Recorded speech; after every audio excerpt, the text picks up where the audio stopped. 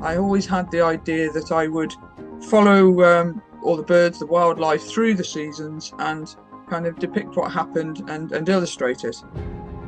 So I started collecting illustrations and filling sketchbooks. And the whole experience of living out there turned into a complete drama of different episodes of things that happened, without giving away too many spoilers, from being lost at sea to going to court for unfair dismissal, for having to manage quite a complicated but very small team of staff. It turned into something that I thought, well, there's a book in this, as I'm sure many people think, but it really was. There was so much drama there that I felt it was something I just had to share, and so the novel was born. Amos Madra. Hello and a very warm welcome. I'm joined by Sally Mills, author of the book Island to Island. Sally, it's great to have you back again, because you were here not so long ago with Pam, and we were talking about Boomy the Bittern. So great to have you back again. How have you been keeping since we last caught up? Very well, thank you. Very well. Yes, it's been very busy. Yeah, with another book coming out. It's been hectic, but it's great. It's yeah, fantastic. Absolutely. And this new book, Island to Island, is your memoirs from Somerset to the Seychelles. Sounds really interesting, and we're going to get into that very shortly.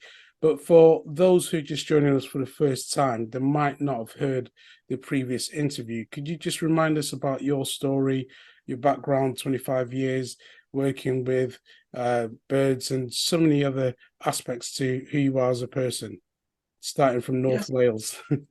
Well, yes, I was born in and brought up in North Wales, and I was lucky in that the surroundings there, very rural surroundings, and it was full of wildlife and full of interesting things to get a young child completely inspired. And that I have been inspired by wildlife, and particularly birds, for all my life. And as a kid, I chase around the local quarry trying to get sightings of lapwings and just the common birds of that time. And it was at a time where you were kind of given that freedom to do that. So I was very fortunate as a kid, and that has carried on throughout my life and throughout my working life. So I've been very lucky in that I've been able to follow my dream, really, to work with wildlife and try and help wildlife and the habitats that it requires. But I kind of got into it in a bit of a bizarre way, because I was always a very keen artist, always very keen to scribble and paint, and it was through that creative side that I kind of got into nature conservation and into wildlife further, because I used to always carry a sketchbook and sketch what I saw. And I graduated in art at university, and I went freelance for a short time before I took on a contract to work at in South Devon at Berry Head Country Park, with a thought that I just wanted to supplement my income. It was very hard as an artist and as a sculptor that I was at the time to make a living. In your early 20s, there was a bit more to life than that, and I ended up working for the RSPB, and it was a dream come true, really, because I was talking to people about birds. I was completely immersed in birds. I could paint and sketch to my heart's content, and I was getting paid.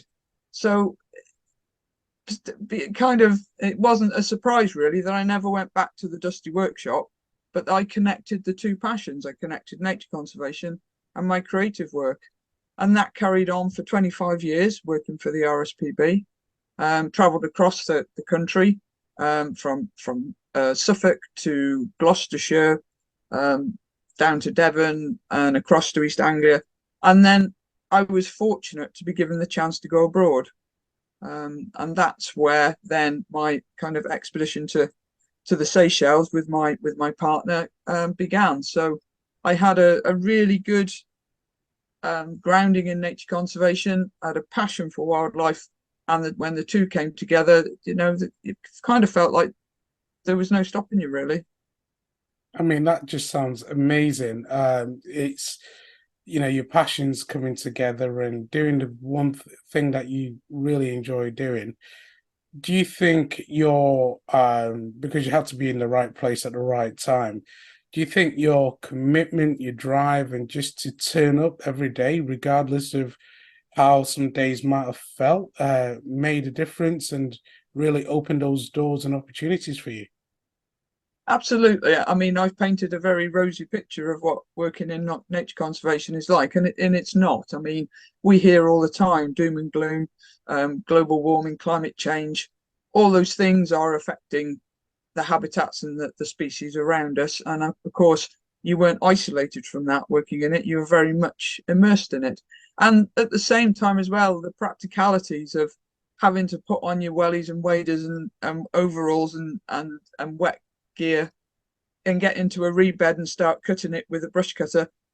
It was a very hard life. Yes, it was very physical, and you had to be prepared to just get stuck in. And growing up as a female doing that was very unusual. It's not now, thankfully, but at the time I was the first site manager for the RSPB that was a female, so that was a big step, but kind of paved the way a little bit for other women to come on side. And yeah, now I think there's probably more women than there are men because they can stick at it a bit better. But I'm slightly biased there. But Well, there you are. We have a first here, and that's the one thing we always try and say on this podcast is, trailblazing the way and setting the standard, and you've certainly done that. So, you went to the Seychelles. Talk to us about your experience there. okay, well, my partner was also after being a builder in his early years, he was into nature conservation as well. And there was the job as wardens on a reed nature reserve in the Seychelles came up and it's for two people. And so we applied, and we still don't know to this day really how we got the job. But yes, it was working in the middle of the Indian Ocean on a very tiny island, but one of the probably the most prestigious islands in the Seychelles for wildlife. Um, and we got the contract for 2 years, which was the typical contract length. And we went out together to manage what you kind of imagine and see in the brochures as a tropical paradise, but it was there was far more to it than that, and hence my debut novel, Island to Island, and now this follow-up book of the photograph collection reveals the whole story. Yeah, and I like on your social media, you give a few sneak previews, what what life was like. So, how did you come to this point where you've written this new book and you've got these wonderful pictures with Somerset and the Seychelles? Talk to us about the book itself now and combining the two together. So when I went out there, I thought, well, when you're stuck on a remote island with very limited, there was no modern convenience and no electricity or running water. I thought, well, the days are going to be, there's going to be parts of the days that I can devote to painting, drawing, being creative. And so I intended to produce a nature diary. I always had the idea that I would follow all the birds, the wildlife through the seasons and kind of depict what happened and illustrate it. So I started collecting illustrations and filling sketchbooks.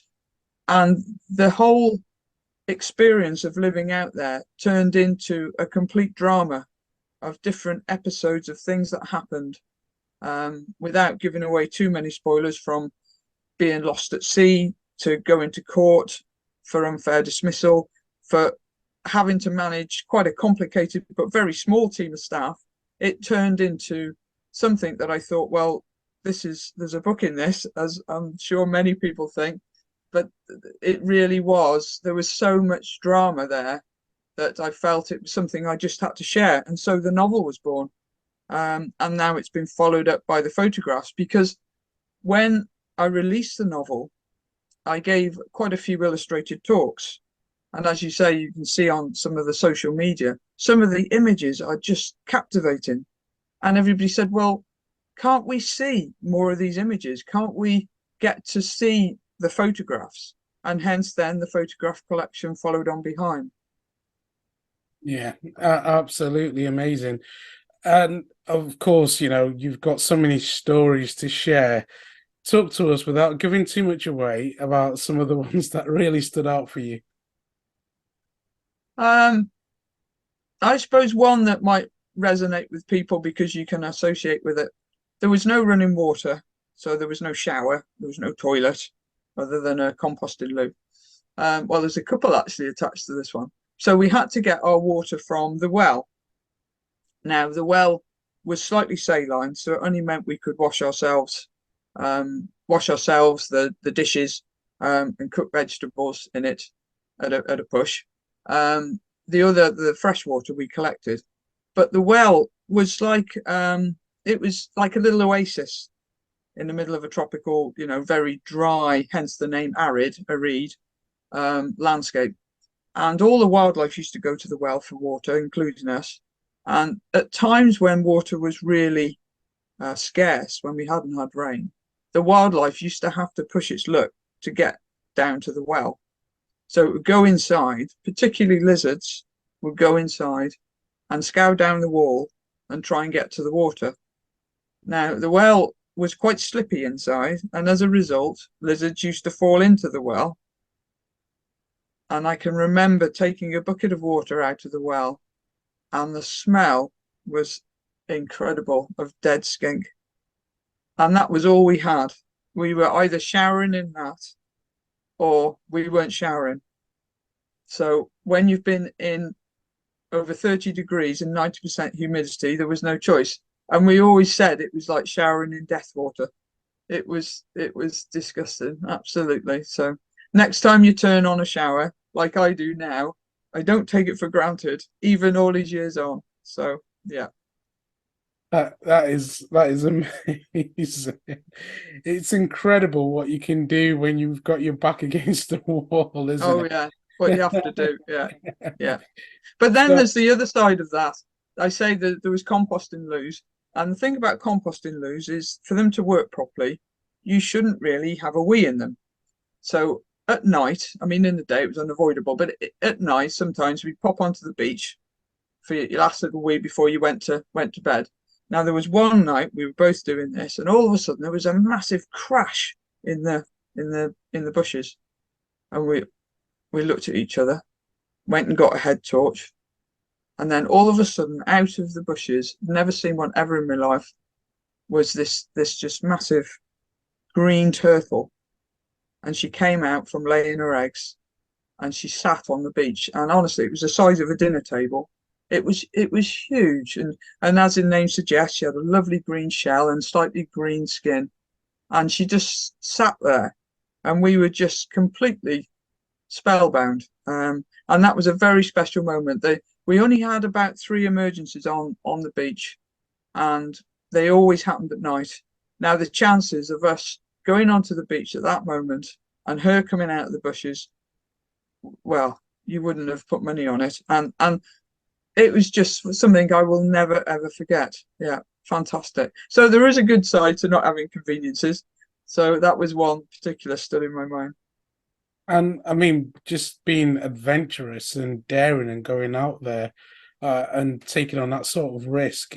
Do you think that is something that you would do again in the future, or I is think, that behind? unfortunately, I think I'm too old now because you needed to be a young person to do that because it was very physically challenging.